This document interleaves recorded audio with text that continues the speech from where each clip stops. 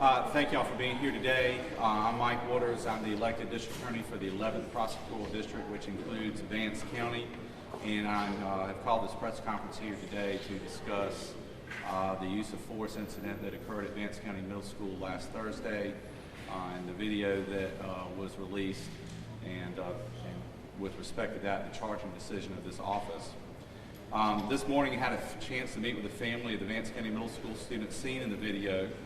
And just by way of some background information, late yesterday, the State Bureau of Investigation completed its investigation, which was done at the request of Vance County Sheriff Curtis Brain. As you may already know, after the student was slammed down the hallway on Thursday, December 12th, the student reported this to school administrators, who notified the central office staff and requested the assistance of the sheriff. The sheriff responded, had an opportunity to review the video, and after seeing the video, called our office as well as asked the State Bureau of Investigation to conduct an independent investigation into this matter.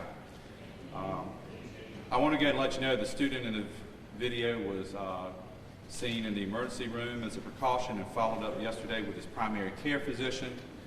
At all times, his parents have provided him with appropriate medical care, and by the grace of God, he does not have any serious injuries.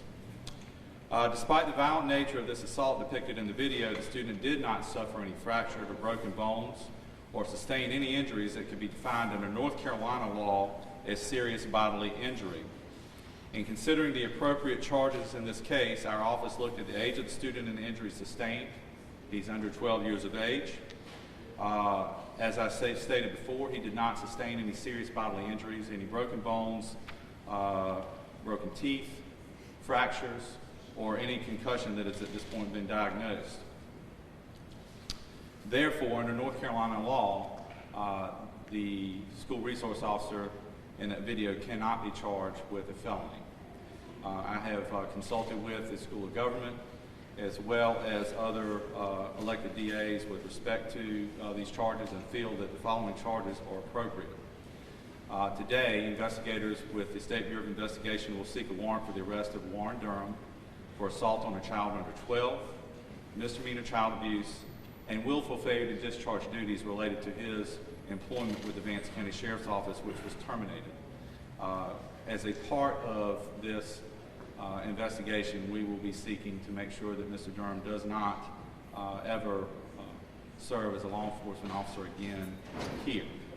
Now, I must tell you at this time, Mr. Durham is presumed innocent unless and until proven guilty in a court of law. He deserves that presumption that we all are entitled to.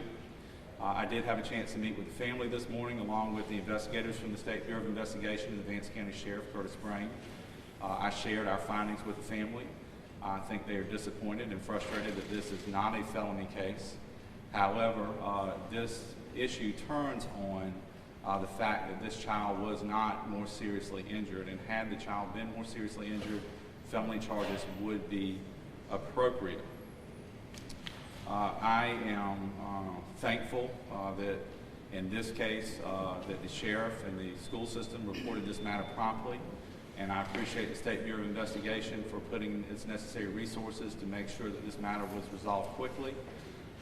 And as of yesterday, when the last interviews had been concluded and we've had a chance to review notes from the primary physician, we were able to reach this decision and share it with you today.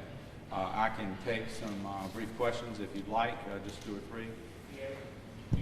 Yes, sir? Do you know what led up to the altercation between the SRO? I don't know what led up to the altercation, and as the sheriff said last week, it's not relevant. I don't think that there's any justification for it. I don't see any justification at law.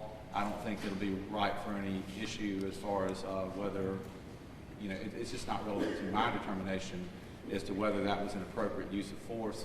I don't think that as any kind of training or anything like that would lead someone to act in that way with an 11-year-old.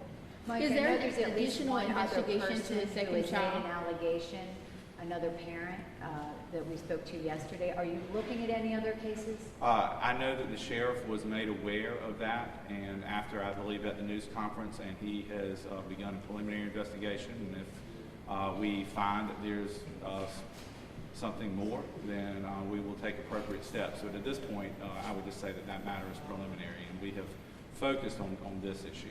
After reviewing the video, was it pretty easy to come to a conclusion? Well, it's easy to come to, you've seen the video, it's easy to come to a conclusion that an assault occurred. I think that what we had to wait on was for this child to receive medical care, which he did, and I'm appreciative for his parents for making sure that that happened. His family obviously is very concerned about him, and I can imagine how difficult it is for them to be right now having seen that, and the attention that they've gotten, which is obviously very difficult for them to deal with, and to watch this again and again. I can't imagine what they're going through as parents. What's the penalty he faces if he's convicted? He faces, he is most likely, or he is, has not got any prior convictions, and therefore the most that he could get would be 120 days in jail. So Can you spell his basically, name because- again? Can you spell his name? It's Warren Durham. Has he been taken into custody? I can't comment on that. Yes, ma'am.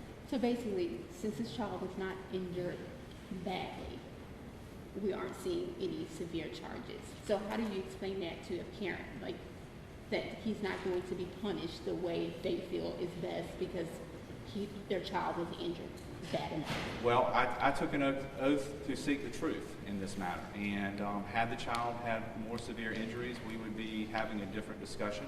But we don't have that this case.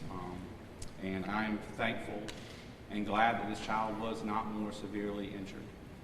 So therefore, I understand they may be disappointed and frustrated. Certainly, it's agonizing to have gone through this as a parent, but that doesn't change the facts in this case, which is that he did not suffer any severe bodily injury as defined in North Carolina law.